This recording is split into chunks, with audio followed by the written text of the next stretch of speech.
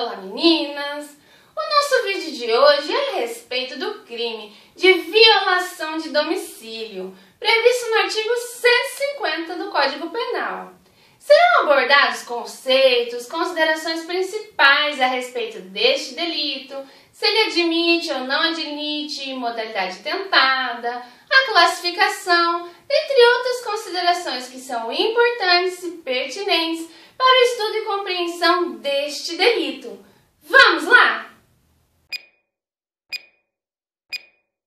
No artigo 150, o Código Penal ele descreve que a conduta de entrar ou permanecer clandestina ou astuciosamente ou contra a vontade expressa ou tácita de quem de direito em casa alheia ou em suas dependências possui uma pena de detenção de 1 a 3 meses ou multa. Este delito aqui em estudo, ele aborda as seguintes situações, as quais são consideradas violar o domicílio de alguém. Primeiramente, nós temos lá o verbo entrar. Entrar no sentido de invadir a casa alheia ou suas dependências sem o morador saber ou contra a vontade expressa ou tácita deste. Temos também lá no tipo penal o verbo permanecer.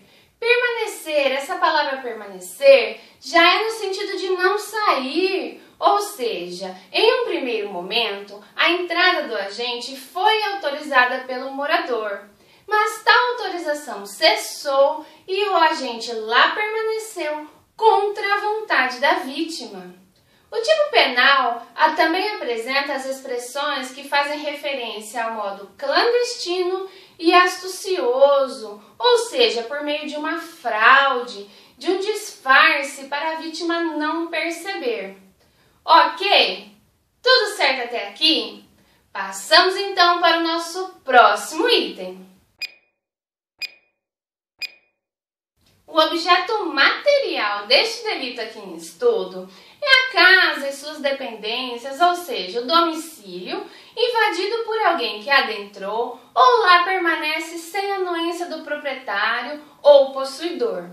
O bem jurídico protegido é a inviolabilidade do domicílio, a tranquilidade da vida doméstica, o refúgio do indivíduo, o direito ao sossego no local de habitação, seja este local permanente, transitório ou eventual. É interessante observar que este delito ele não foi criado para proteger o patrimônio. Por quê? Porque o ingresso em casa abandonada ou desabitada não configura este delito.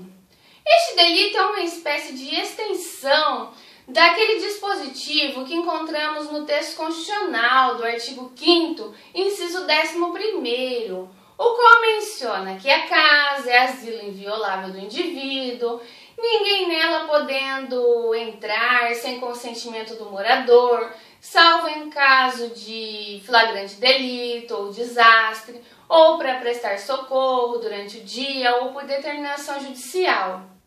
O elemento subjetivo deste delito é o dolo, ou seja, vontade livre e consciente de ingressar ou permanecer em casa alheia sem o consentimento do morador. A ação penal deste delito é de iniciativa pública incondicionada. E vamos em frente. No que diz respeito a habitações coletivas, nós temos que, por exemplo, em um prédio de apartamentos, qualquer um dos moradores pode autorizar determinada visita, determinada pessoa a circular pelas áreas comuns, por exemplo, hall de entrada, elevador, desde que seja para adentrar na unidade habitacional do condômino responsável por autorizar a entrada. Dentro de cada apartamento, cabe a cada um dos moradores autorizar ou não a entrada de determinada pessoa na sua área particular. Já quando se trata de uma república, onde várias pessoas, pode ser vários estudantes, dividem uma casa, um apartamento, existe o entendimento de que se um dos moradores não quiser a presença de determinado indivíduo, tal oposição deve prevalecer perante a vontade dos demais. Nas residências habitadas por pais e filhos, temos que, diante de uma possível divergência entre pais e filhos quanto à entrada de determinada pessoa na casa, deve prevalecer a vontade dos pais, salvo se a propriedade do imóvel for de filho maior de idade. Até aqui tudo ok? Passamos agora a estudar a modalidade qualificada. No que diz respeito à modalidade qualificada do delito de violação de domicílio, temos lá no parágrafo 1º do artigo 150 que, se o crime é cometido durante a noite, ou em local ermo, ou em emprego de violência ou de arma, ou por 2 ou mais pessoas, a pena passa então a ser de 6 meses a 2 anos de detenção, além da pena correspondente à violência. Interessante fazer uma observação aqui, que temos autores que falam que esta violência é somente contra a pessoa e outros autores que admitem que esta violência pode ser exercida contra a pessoa e ou contra a coisa. Em certas ocasiões, a lei faz menção expressa de que a violência empregada deve ser contra a pessoa. Entretanto, neste artigo aqui em estudo, a lei somente menciona o termo violência. Logo, a impressão que se tem é que parece ser mais razoável interpretar que a expressão violência utilizada pela norma pode ser contra a pessoa e contra a coisa. Mas, enfim, saibam que tem autores que possuem pensamentos contrários a esse entendimento. Ok? Tudo bem até aqui? Passamos então para o nosso próximo item. O parágrafo 2º do artigo 150 versa a respeito de aumento de pena. Lá nós temos que a pena é aumentada de 1/3 se o fato é cometido por funcionário público fora dos casos legais ou com inobservância das formalidades estabelecidas em lei ou com abuso de poder. Passamos então a estudar situações elencadas no artigo 150 que falam a respeito de excludentes de licitude. Ok? Vamos lá? No artigo 150, parágrafo 3º, nós temos lá que não constitui crime a entrada e permanência em casa alheia ou em suas dependências durante o dia, com observância das formalidades legais, para efetuar prisão ou outra diligência, qualquer hora do dia ou da noite, quando algum crime está sendo ali praticado ou na iminência de o ser.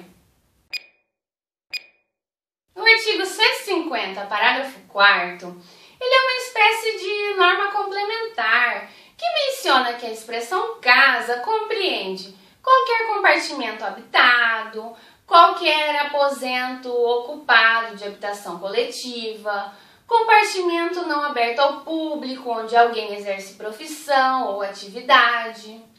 Já o parágrafo 5º, por sua vez, ele fala a respeito daquilo que não pode ser entendido pela expressão casa.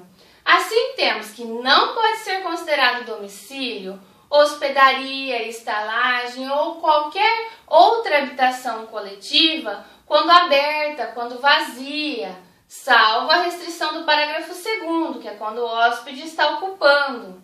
Também não pode ser considerado domicílio taverna, casa de jogo e outras do mesmo gênero. Tudo bem até aqui? Passamos agora a estudar a respeito de consumação e tentativa. No que diz respeito à consumação e tentativa, pode ser considerado que a consumação ela acontece quando a conduta é praticada, ou seja, com o efetivo ingresso, com a efetiva entrada do agente na casa ou nas dependências da casa da vítima, independente de resultado naturalístico, ou seja, no momento em que o agente ingressa por completo na casa da vítima, estamos diante da consumação instantânea deste delito. Por sua vez, se o agente adentrou na residência da vítima de forma lícita, A consumação somente acontece a partir do momento em que este agente passa a ter a ciência que deve sair da residência e se recusa.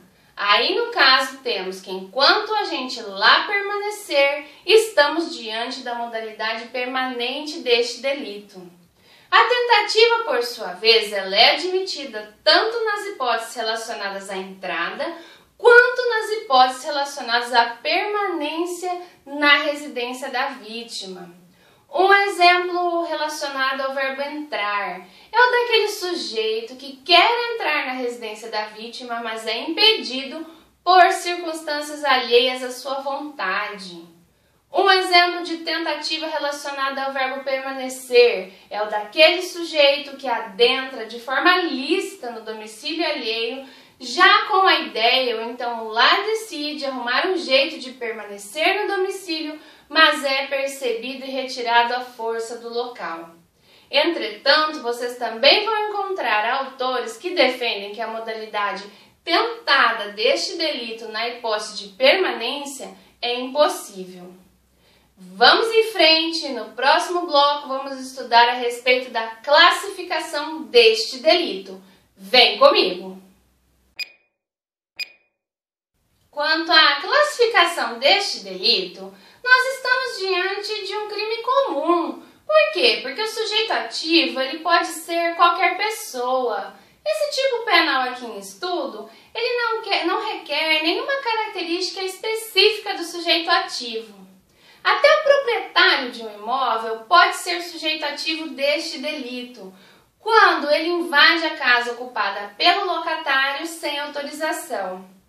O sujeito passivo, por sua vez, ele deve ser o morador, seja ele proprietário ou possuidor. Deve ser pessoa titular do direito de proibir a entrada ou permanência de alguém.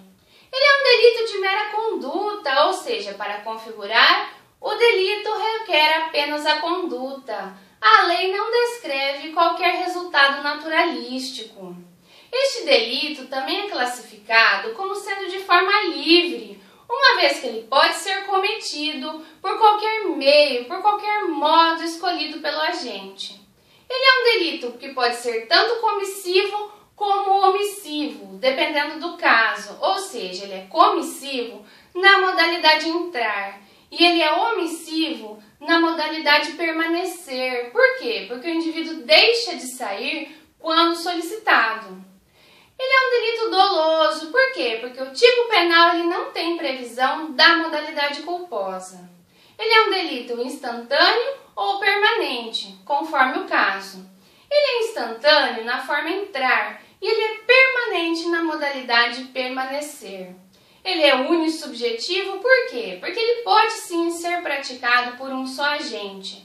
Ele também é unissubsistente ou plurissubsistente, assim, um ou vários atos podem integrar a conduta. Tem autores que também mencionam que este delito aqui em estudo é subsidiário. Como assim? Ele somente subsiste como um delito autônomo quando a entrada ou permanência for o próprio fim da conduta e não como um meio para cometer um delito diverso, em hipótese em que o crime diverso absorve o delito de violação de domicílio. Ok? Passamos então para o nosso último bloco. E assim nós chegamos ao final de mais um vídeo. Aqui vimos as considerações principais a respeito do delito de violação de domicílio, previsto no artigo 150 do Código Penal. Tudo certo até aqui? Alguém tem alguma dúvida a respeito deste assunto? Se tiver, fica à vontade para colocar aqui nos comentários. Eu espero que este vídeo tenha sido útil para os estudos dos senhores. Não se esqueçam de clicar em curtir, compartilhar, se inscrevam aqui no canal, caso realmente tenham gostado deste vídeo. Bons estudos e nos vemos em um próximo vídeo.